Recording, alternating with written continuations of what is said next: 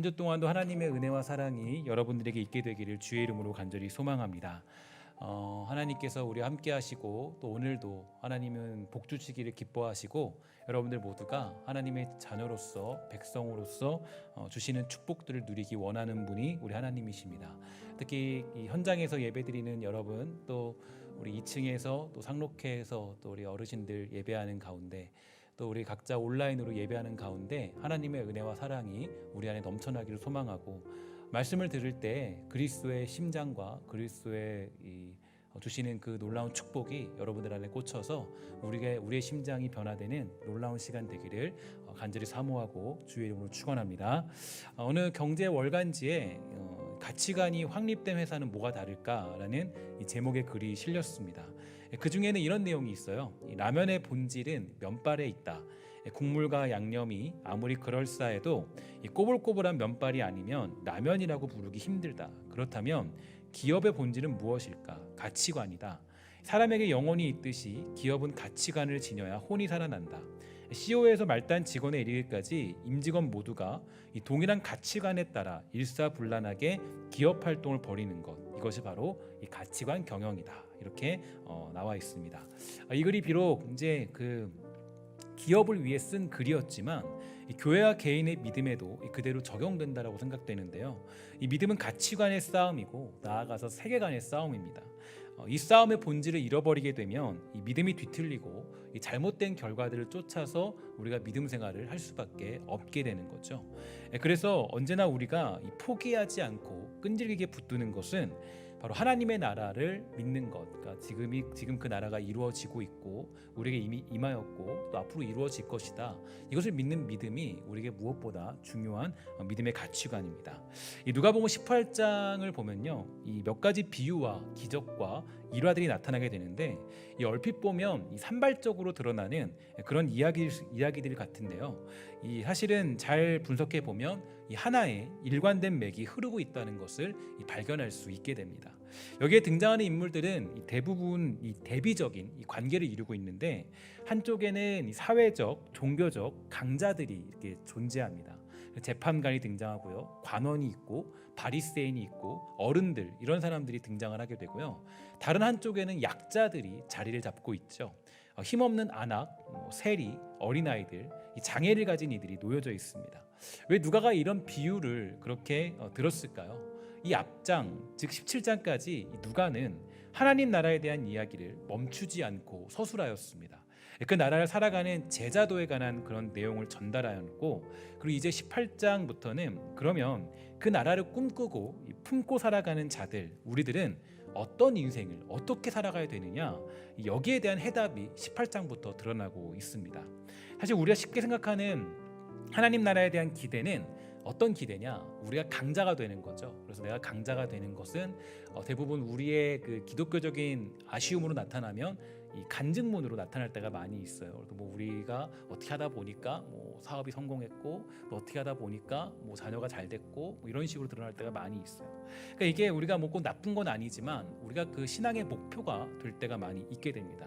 어쨌든지 간에 이 18장에 등장하는 뭐 재판관, 관원, 바리새인, 어른들, 사실 이게 우리가 가지고자 하는 위치일 때가 많이 있습니다. 내가 기도할 때 우리가 과부가 되게 해주세요라고 기도하진 않잖아요. 아니면 우리가 뭐 예를 들어서 어린아이가 되게 하도록 해주세요, 기도하진 않잖아요. 내가 세리가 되게 해주세요, 내가 약자가 되게 해달라고 기도하는 경우는 없어요. 대부분 내가 강자가 되길 원하죠. 내가 사회에서 이 땅에서 강자 되게 해주세요 라는 기도를 대부분 많이 하게 됩니다. 근데 이제 이 하나님의 나라가 이루어질 때 우리 모두는 이런 위치, 이런 자리에서 군림하면서 그 나라의 권세 있는 자가 되고 싶어서 기도하고 믿으려 따르려 하는 게 우리의 믿음의 본성일지도 모르겠습니다. 저와 여러분들만 그런 것은 아닙니다. 예수님의 제자들도요, 이런 모습을 가지고 있었죠. 마가복음 10장 36절과 37절에 보면 이렇게 말합니다. 이르시되 너희에게 무엇하여 주기를 원하오냐? 여짜오되 주의 영광 중에 우리를 하나는 주의 우편에 하나는 좌편에 앉게 해주시옵소서, 이렇게 기도하는 것, 이렇게 바라는 것을 보게 됩니다. 그러니까 예수님의 제자들도 예수님을 따르며 꿈꾸고 살아가던 하나님의 나라는 사실 이 권력과 능력과 힘으로 어떤 나라를 건설하고 또 어떤 나라를 발현시켜서 그것을 세우는 것입니다. 그러니까 하나님의 나라를 정치적으로 아니면 경제적으로 또 자신의 어떤 삶적으로 그렇게 어떤 그것이 세워지는 것, 그게 바로 그들이 꿈꾸고 있던 하나님 나라에 대한 개념이었죠. 우리들도 그러한 생각을 많이 해요.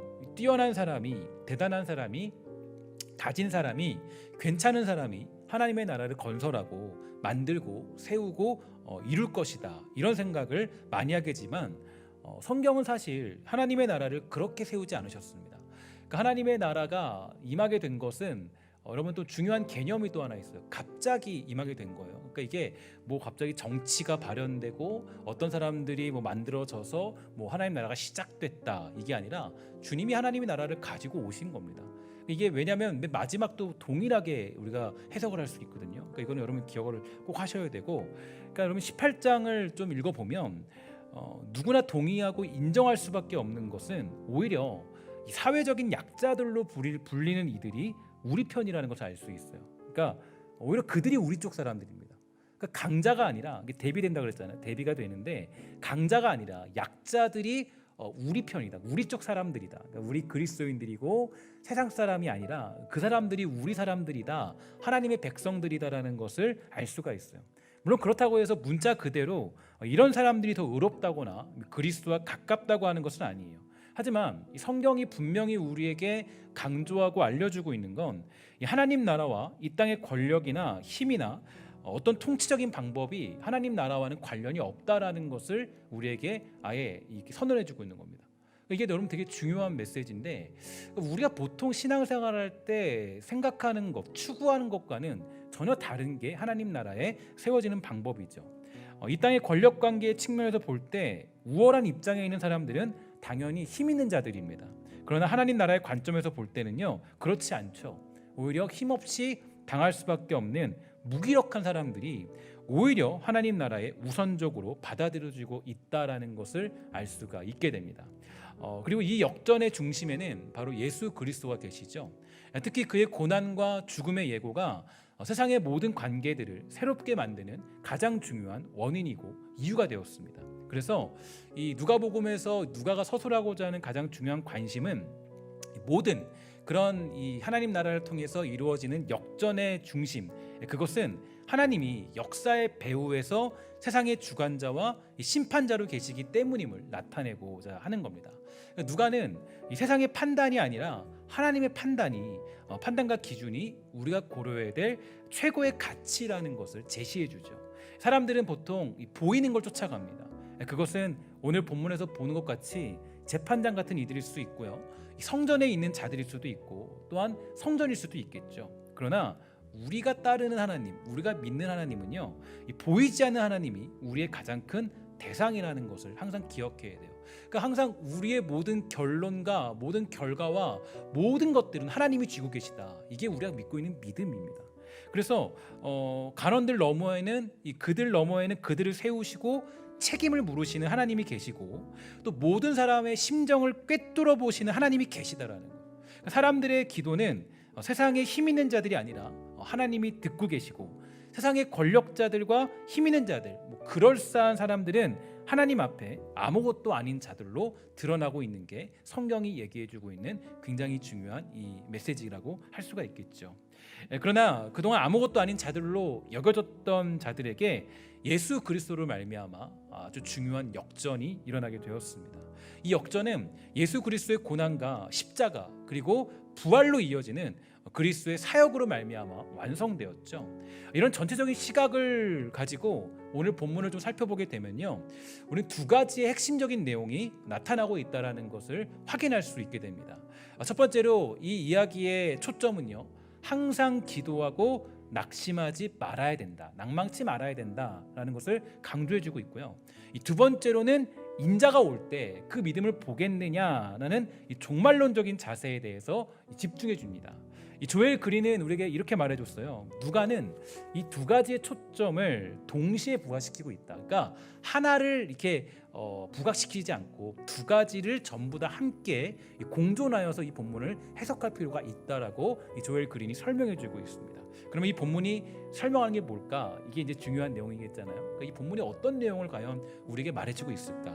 일단 이 본문을 해석하기 위해서는 18장 한 장을 가지고만 해석해서는 안 됩니다. 이거를 가지고만 해석을 하게 되면 우리가 잘못된 해석을 할 수가 있게 돼요. 그래서 18장을 알기 위해서는 17장까지의 내용 그것을 우리가 보면서 해석을 해야 되는데, 일단 17장까지는 어떤 내용이 있었느냐?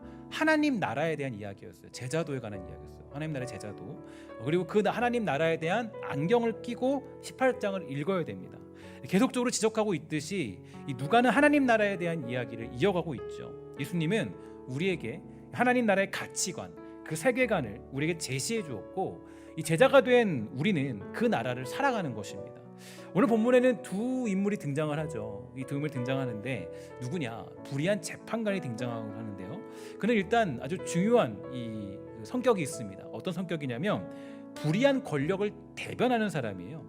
그는 하나님을 두려워하지 않았다라고 아예 명시해 놓습니다. 그러니까 그는 하나님을 두려워하지 않는 재판관이었어요.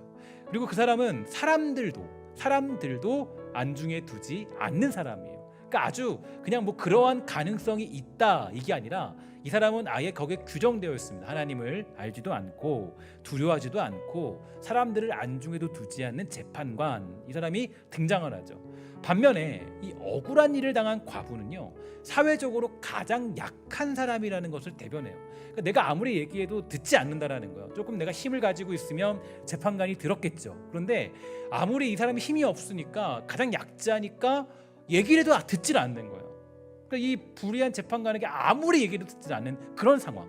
그리고 이 불의한 재판관은 어떤 정의로운 마음 때문이 아니라 자신을 번거롭게 하고 괴롭게 하는 것이 너무 귀찮기 때문에 그 원한을 풀어줬다, 이렇게 아예 설정해 버립니다. 이게 되게 재밌어요. 그러니까 처음부터 불의한 재판관에 대한 설정이 너무 재밌죠. 이 사람은 그냥 뭐 정의감도 없어요. 어떤 뭐 의무감도 없어요. 그냥 귀찮아 죽겠다, 그냥 해결해 주는 거예요. 이게 이 사람의 모습이에요. 그리고 그 원한을 풀어줄 것이다라고 말하는데 7절에 보면 이렇게 말을 하죠. 하물며 하나님께서 그 밤낮 부르짖는 착한 자들이 원한을 풀어주지 아니하시겠느냐, 그들에게 오래 참으시겠느냐, 이렇게 되어 있습니다. 여기서 하물며라는 것은 당시에 그 유대인들에게 익숙한 칼와우멜 논법을 사용한 것으로서, 이 논법은요, 이 작은 것을 바탕으로 이 큰 것을 논증하는 방법입니다. 다시 말해서 이 불의한 재판관이 자신과 이 아무 상관도 없는 사람에 대해서도 그 끈질긴 태도 때문에 간청을 들어주지 않을 수 없었는데, 이 자비롭고 의로우신 하나님께서 그 사랑하는 자녀들의 간청에 대하여서 더욱 그러지 않겠느냐라는 것입니다. 이게 기본적인 핵심이에요. 그러니까 여러분, 여기서 이게 기본적인 핵심이지만 여기서 해석을 멈춰버리면 우리는 반쪽만 해석하는 꼴이 되죠. 그러니까 이게 가장 오해를 많이 하는 게 여기까지만 해석을 하려고 그래요. 그래서 많은 사람들이 이 본문을 통해 은혜 받을 때 어떻게 은혜를 받게 됩니까? 이렇게 은혜 받죠. 그래, 하나님께 열심히 기도하면, 하나님께 내가 때를 쓰고 기도하면, 애를 써서 기도하면, 치성을 들여 기도하면 하나님이 들어주신다. 우리가 원하는 소원이 있으면 며칠씩이라도 금식하며 때를 써서라도 우리 받아내자. 이런 우리가 이야기를 많이 들었을 거예요. 그래서 이 본문을 보면서 야, 저렇게 불의한 재판관이 들어줬는데 하나님이 우리가 때를 쓰면 안 들어줄까? 들어줄 거야. 그러니까 때 써봐. 한번 때 쓰면 해주시죠. 이렇게 얘기할 때가 많이 있죠. 이게 말이 맞기도 하지만 사실은 여기까지 멈추면 우리의 믿음이 뒤틀릴 때가 많이 있습니다. 그러니까 이렇게 해석하게 되면요, 다음과 같은 문제를 야기하게 돼요. 예를 들어서 여러분들에게 자녀가 있어요. 자녀가 있습니다. 근데 부모는 자녀를 무척이나 사랑하죠. 다 주고 싶어요. 너무너무 사랑해요. 자녀에게 모든 것을 다 줄 수 있습니다. 그러나 때로는 자녀가 아무리 원해도 주고 싶지 않은 것이 있고, 아직 허락하고 싶지 않고 양보하고 싶지 않은 일들이 있어요. 근데 자녀가 이렇게 하는 거예요. 그걸 얻기 위해서 엄마가 안 된다라고 했는데 자녀가 얘기하는 거예요. 나 이거 줘. 내놔. 엄마 나 좀 줘. 나 근데 이거 안 주면 나 이제부터 굶을 거야. 여러분, 근데 처음엔 참죠. 엄마가 그래. 근데 하루 이틀, 3일 굶는 거예요.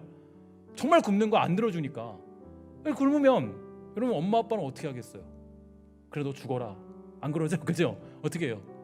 그래 내가 들어줄게. 그래 들어주죠. 근데 여러분 이게 들어주는 게 정말 좋아서 행복해서 들어주는 겁니까? 어쩔 수 없이 해주는 겁니까? 전자예요, 후자예요? 후자죠, 후자. 어쩔 수 없이 정말 너무 싫은데 해주는 거예요. 그러니까 이게 허락하고 싶지 않은 걸, 양보하고 싶지 않은 것을 엄마 아빠는 줄 수밖에 없어요. 자녀를 너무 사랑하기 때문이에요. 그러나 이런 상황을 기뻐하는 부모는 아무도 없습니다. 그러니까 부모는 이런 상황을 최대한 만들지 않으려고 하고 이런 일이 없기를 끔찍하게 바라고 있어요. 그러니까 이게 우리가 생각하면 쉽죠. 하나님과의 관계도 마찬가지예요. 아버지와 자녀, 하나님과 나 관계도 사이도 마찬가지죠. 그러니까 이처럼 만약 오늘 본문을 그냥 단순히 야 열심히 기도해 하나님이 안 들어주시는데 너가 때를 쓰면 들어줄지도 몰라 너 굶어봐 금식해봐 라고 했을 때 그때 하나님이 들어주신다. 그러면 어떤 꼴이 되는 거예요? 아까 같은 그런 꼴이 되는 거예요. 그러니까 사실 이게 우리는 되게 조심해야 되고 경계해야 될 모습입니다. 그러니까 그냥 재판관도 일을 해결해 준 것처럼 하물며 하나님이 그렇지 않겠냐, 그러니까 열심히 치성을 드려라 이렇게 한다면 아까와 같은 상황을 조장하는 꼴이 되고 마는 겁니다. 하나님이 과연 그런 기도를 기뻐하실까? 이미 안 된다 난 줄 수 없다 라고 하셨는데 저 안 주시면 굶어 죽겠습니다 이러면 하나님이 주긴 하겠죠. 그런데 야 이놈아 내가 주긴 한다 주시겠죠. 야 이놈아 주긴. 근데 우린 그것 때문에 기뻐하는 거예요. 정말 그 가슴이 막 하나님이 속이 썰이고 하나님이 속이 막 썩어가고 하나님이 너무 괴로워하시는데도 우린 그거 하나 받은 걸로 기뻐하는 거예요. 그냥 부모님이 줬으니까. 그러면 사실은 자녀의 그 부모님의 마음은 막 썩어 들어가는 거죠. 야 이거 주면 안 되는데 근데 내가 너무 사랑하니까 얘가 굶어 죽는 것보다 낫지. 그러니까 하나님이 때로는 우리가 그렇게 할 때 주시기도 하세요. 왜냐? 아니면 내 자녀가 굶어 죽을지도 모르니까. 그러나 그게 하나님 입장에서 봤을 때는 부모 입장과 똑같습니다. 그게 꼭 좋은 건 아니에요. 그러니까 이 본문 해석할 때는 말씀드렸던 것처럼 이 하나님 나라의 안경을 쓰고 이 본문을 해석해야 됩니다. 그래서 오늘 본문식으로 이것을 좀 말씀드리면 이 8절에 이 본문을 해석하는 열쇠가 있죠. 8절을 우리 함께 읽도록 하겠습니다. 시작. 내가 너희에게 이르노니 속히 그 원한을 풀어주시리라. 그러나 인자가 올 때에 세상에서 믿음을 보겠느냐 하시니라. 아멘. 이 부분에 대하여서 이 한 주석가의 주석을 보면요 다음과 같이 해석하고 있어요. 문맥상 이것은 항상 기도하고 낙심하지 않는 믿음을 가리키는 것이라 할 수 있다. 속히 원한을 풀어주신다고 하더라도 그 사이에는 일정 기간이 필요하다. 그래서 많은 사람들은 주의 재림의 약속이 더디 이루어진다고 여기고 쉽게 좌절해서 기도하기를 포기할 수 있다. 예수님은 반드시 택하신 자들의 원한을 곧 풀어주시겠다라고 약속하시지만 그것이 이루어질 때까지 낙심하지 않고 끝까지 기도하며 믿음을 지키는 자들을 찾아볼 수 있겠느냐는 질문을 던지신다. 이렇게 해석하면서 근거를 달고 있습니다. 결국 우리의 싸움은 어디 있냐면 이 하나님의 나라가 이루어진다는 믿음이죠. 그러니까 예수 그리스도가 제시했던 하나님의 나라가 완성된다는 믿음입니다. 근데 이 믿음은 무엇이냐? 이 믿음은 어떤 정치적인 행보가 이루어진다거나 무슨 운동이나 어떤 권력으로부터 야 이렇게 되면은 하나님의 나라가 이루어지는 거야 이런 생각을 하는 것이 아니라 주님 말씀하시는 거예요. 야, 내가 오면 모든 게 끝나. 주님 오시면 다 끝난다라는 거예요. 이게 되게 중요한 얘기가 이거를 좀 제가 한 책에서 보니까 이렇게 예를 들었다고. 되게 너무나도 확실한 예라서 제가 한번 나눠볼게요. 이런 겁니다. 선생님이 이제 들어와서요 학생들에게 이렇게 얘기합니다. 야, 인생이란 무엇인가? 라는 주제를 주고 그 토론하는 글을 한번 써볼래? 내가 2시간 있다 올게. 이렇게 얘기하는 거예요.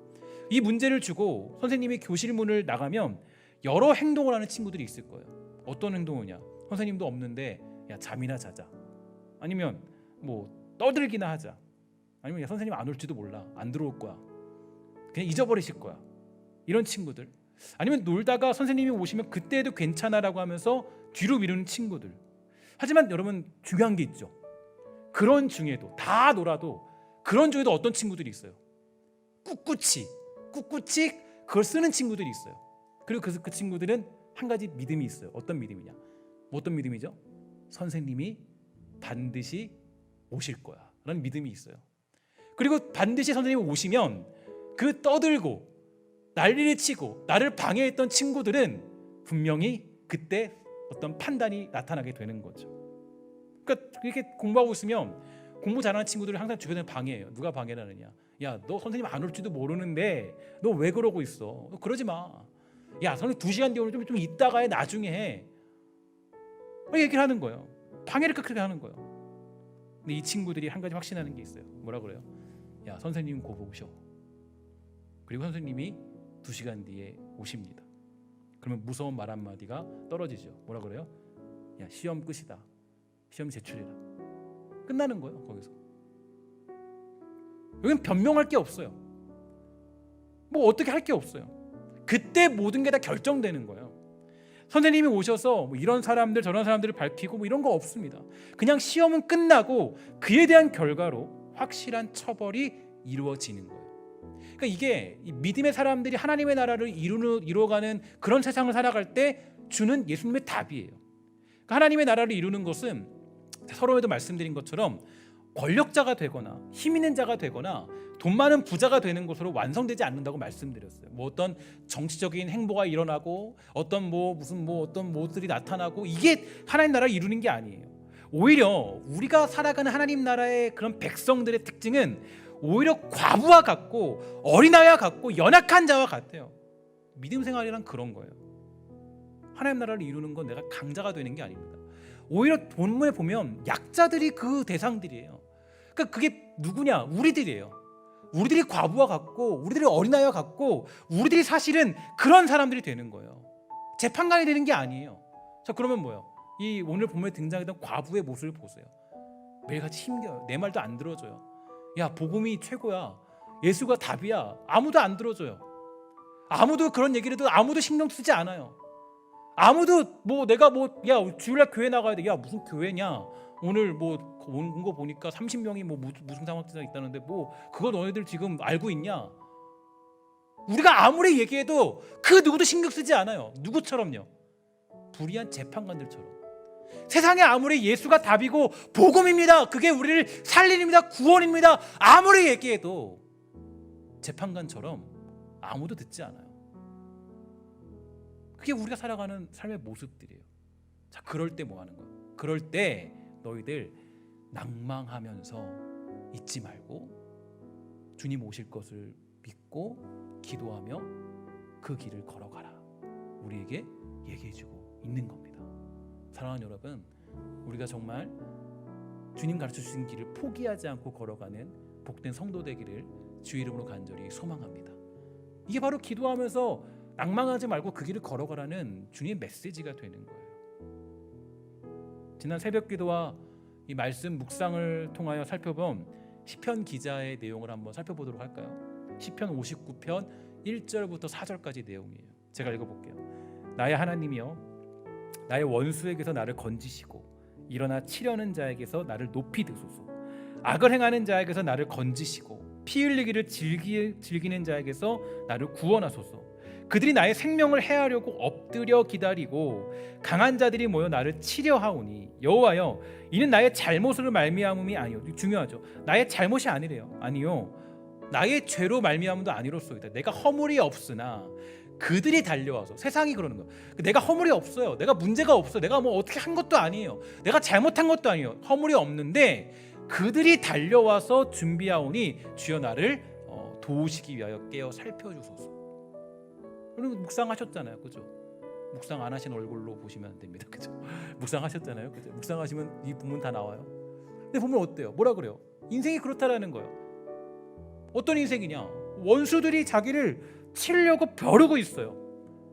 그리고 악을 행하는 자에게 나를 건져주시죠, 제발 하나님. 불의한 재판관들이 너무 많아요, 하나님. 내가 그저 하나님 나라를 이루며 살아가고 싶은데 너무 힘들어요. 저 좀 건져주세요, 고백하는 거예요. 나는 하나님 백성으로서 주의 말씀을 가지고 살아가는 백성인데 제 인생이 너무 꼬여있고 저는 잘못한 게 없어요. 저는 문제가 없어요. 흠이 없는데 세상 사람들이 저를 가만두지 않아요. 예수 믿고 있는데도 왜 이렇게 힘들고 어려운 거야? 우리 다 고민이잖아. 주님 믿고 있는데도 왜 고난은 그대로고, 예수 믿고 살아가는데도 여전히 아픔이 나에게 있고, 경제적인 어려움이 닥쳐오기도 하고, 관계적인 슬픔이 오기도 하고, 내 마음에 속상함들이 오기도 하고, 자녀가 내 마음대로 되지도 않고, 사업도 내 마음대로 내 뜻대로 되지 않고, 왜 이렇게 힘든 거지? 그러니까 이 시편 기자가 얘기하는 거예요. 제발 나를 좀 건져주세요, 주님. 제발. 6절과 7절은 더 무서워요. 이렇게 얘기해요. 제가 이 본문을 읽으면서 깜짝 놀랐어요. 그들이 점으로 돌아와서 개처럼 울며, 그죠? 여러분 들개들이 먹으려고 하잖아요. 개처럼 울고 성으로 두루 다니고 그들의 입으로는 악을 토하며 그들의 입술에는 칼이 있어서 이르기를 누가 들으려 하나이다. 그러니까 내가 예수 믿고 살아갈 때, 그리스도에 살아갈 때 주변이 막 정말 쫙 풀리고, 그래서 제가 늘 청년들에게 얘기해요. 야, 꽃길만 걸어가자. 그거 틀린 얘기야. 그리스도인은 그 얘기하면 안 돼. 꽃길만 걸어가자 그거 없어. 꽃길만 걸어가는 게 아니에요. 우리는 사실은 그런 길이 우리의 환상 속에 있는 겁니다. 그러니까 마치 우리는 재판관이 더 좋아요, 주님. 어린아이보다 우리는 어른이 더 좋아요. 이렇게 얘기하는 꼴이 되는 거예요.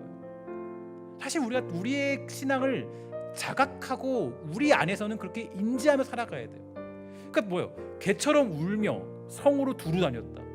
그들의 입으로는 악을 토하며. 우리 가만두지 않는 거죠. 예수 믿고 살아간다고 박수 쳐주는 일은 아무도 없습니다. 이게 우리의 현실이에요. 그러니까 결국 싸움은 이겁니다. 우리의 싸움은 세상의 위협과 시험보다 하나님의 백성으로 사는 것이 더 크다는 것을 믿는 거예요. 이것을 알고 있지 못한다면 세상을 이길 수 없어요. 왜 우리가 믿음이라고 합니까? 믿음이 세상의 위협과 고난을 이기는 것은 분명하지만 세상의 위협과 고난을 면제받거나 그 통증이 감각적으로 사라지는 진통제는 아닙니다. 이 믿음의 어려움은 주님이 다시 오신다라는 그 약속이 성취되는 그날까지는 그 보상을 받지 못하는 상태에 있는 것을 전제하고 있어요. 그래서 믿음이라고 그러는 거예요. 그러면 어떻게 우리는 그 모든 고난을 이겨낼 수 있느냐? 오늘 예수님이 우리에게 아주 정확하게 설명해 주셨죠. 일단 1절에서 뭐라 그랬습니까? 1절 18장 1절에 보니까 이렇게 얘기죠. 예수께서 그들에게 항상 기도하고. 그러니까 너희들 그렇게 살아갈 건데 마치 이 불의한 재판관처럼 아니라 마치 너희가 여기에서 말도 안 듣는 그 정말 아무리 말해도 아무도 신경 쓰지 않는 과부의 모습처럼 살아갈 텐데 그때 너희 뭐 해야 되냐? 항상 기도하고 낙심하지 말아야 된다 라고 얘기하고 비유를 쭉 든 다음에 마지막 8절에 가서는 이렇게 얘기하죠. 뭐라 그럽니까? 8절에서 인자가 올 때에 세상에서 믿음을 보겠느냐. 인자가 올 때. 그러니까 앞에 있는 내용을 쭉 떼서 1절과 8절만 보면 이 내용이 연결이 돼요. 그러니까 너가 낭망하지 말아야 될 것을 가르쳐 주면서 인자가 올 때 믿음을 보겠느냐라고 묻고 있는 것을 우리는 알 수 있습니다. 이 땅에서 보상받고 잘되고 축복받는 보상의 개념이 아니라 그때 믿음을 보겠다라는 거예요. 그 질문이 바로 우리가 믿음으로 이 땅을 이겨내는 방법이 되는 겁니다. 그래서 이 성경의 마지막은 뭐예요? 언제나 성경의 마지막은 당연히 뭐죠? 요한계시록이에요. 여러분 요한계시록 다 읽어보셨잖아요, 그죠? 근데 그 요한계시록 성경 공부 교재를 제가 찾아보다가 그 IVP에서 나온 그 요한계시록 성경 공부 교재는 이렇게 얘기해주고 있습니다. 잘 보세요. 나름의 선입견을 가지고 접근하는 어른보다는 어린이들이 요한계시록을 더 잘 이해할지도 모르겠다. 만약 어떤 어린이가 이 책을 이야기로 듣고서 어린 양이 무시무시한 짐승을 물리치고 승리해서 정말 기뻐요라는 결론을 내린다면 그 아이는 이 책에 쓰인 것을 진정으로 듣고 마음에 새긴 것이다. 이렇게 얘기합니다. 종종 우리가 너무 이 하나님 나라를 이루는 것을 너무 우리가 베베 꼬아 생각할 때가 많이 있어요. 그러니까 우리의 믿음을 너무 우리가 어렵게 생각할 때가 많이 있습니다. 생각해보면 설교도 좀 그런 경향도 있죠. 그러니까 주님은 우리에게 이렇게 알려줬어요. 야, 너 힘들지? 그럼 뭐 보면 돼? 저 공중의 새를 봐. 저기 들의 백합화를 봐. 이렇게 얘기하시는 거예요. 그러니까 인내하고 버티며 힘을 내라. 견뎌라. 그때가 반드시 온다. 그 종말의 때가 반드시 온다. 이거 믿고 살아가라는 거예요. 너무 어렵게 생각하지 말고 그냥 그거 믿고 살아가라는 거예요. 그거 믿고 내가 가르쳐준 그 십자가의 길을 너는 걸어가. 이게 주님 명령하신 방법이 되는 거예요. 근데 우리는 때로 하나님께 너무 많은 걸 요구할 때가 있어요. 하나님 이것도 해줘야 되고 저것도 해줘야 돼. 이것도 해줘야 돼. 이것도 해줘. 저것도 해줘야 돼. 주님이 오신다. 그러니 인내하고 버티면서 힘을 내고 기도하며 낭망하지 말고 너 그 하나님 나라를 이루며 살아가라. 주님 우리에게 말씀하십니다. 이 단순함이 있을 때 어떤 유익이 있을까요? 아까 보았던 시편 59편의 결론을 제가 오늘 본문 말씀의 결론으로 삼으려고 합니다. 우리 함께 힘차게 읽고 선포하며 오늘 설교를 마무리 짓도록 하겠습니다. 우리 함께 59편의 마지막 절을 함께 읽도록 하겠습니다. 시작. 나는 주의 힘을 노래하며 아침에 주의 인자하심을 높이 부르오니 주는 나의 요새이시며 나의 환난 날의 피난처심이니이다. 나의 힘이시여 내가 주께 찬송하오리니 하나님은 나의 요새이시며 나를 긍휼히 여기시는 하나님이십니다. 아멘. 이렇게 되어 있어요. 이게 뭐라고 그러면은 주의 힘을 노래하고 주의 인자하심을 높이 부르겠습니다. 주는 나의 요새이십니다. 나의 환난 날의 피난처십니다. 주님만이 나의 힘이십니다. 내가 주께 찬송하고 하나님은 나의 요새이시며 나를 긍휼히 여기시는 하나님입니다. 이 고백으로 우리는 살아갈 수 있게 되는 거예요. 이게 믿음으로 살아가는 백성들이에요. 아까 봤듯이 이 선포는 어디에서 등장했어요? 개들이 나를 잡으려고 울고 있는 상황 속에, 그 상황 속에 믿음의 백성들, 주님 오시는 것을 알고 있는 백성들은 주님만이 환난 날의 피난처시며 주님만이 요새시고 우리를 긍휼히 여기신 하나님을 믿고 살아가는 것임을 고백하는 자들의 승리의 노래가 되는 거예요. 여러분, 우리 주님 믿고 사는 게 녹록지 않다라는 거, 쉽지 않다라는 거 여러분 우리가 기억하셔야 됩니다. 그러나 가장 큰 위로는 주님 반드시 오십니다. 이 가장 큰 위로예요. 주님 반드시 오시죠. 믿으십니까? 이게 우리의 승리의 고백이에요. 주님 반드시 오십니다. 이게 우리의 승리의 고백이에요. 내가 그냥 보이는 어떤 증거가 아니라 주님 반드시 오십니다. 그분 반드시 오세요. 이게 우리가 승리하는 유일한 고백이에요. 그래서 어떤 일이 있어도 흔들리지 않는 이유는 주님 반드시 오시기 때문이에요. 야, 그때 주님 얘기하십니다. 시험지 제출해라. 그때 끝이에요. 그게 우리가 승리하는 방식이에요. 여러분, 우리 이 땅을 살아갈 때 주님이 오신다라는 것을 믿고 어떤 상황에도 환경에도 흔들리지 않고 우리 함께 주님을 찬양하며 한 걸음 한 걸음씩 우리 그날을 준비하며 살아갈 줄 아는 복되고 믿음 있는 신성의 권속 다 되기를 주의 이름으로 간절히 축원합니다. 잠깐 기도하도록 하겠습니다. 하나님 감사합니다. 우리 은혜를 주시고 베풀어 주셔서 우리 모두가 이 땅을 살아갈 때 때로는 과부처럼 약자의 자리에 위치하여 살아갈 때가 있습니다.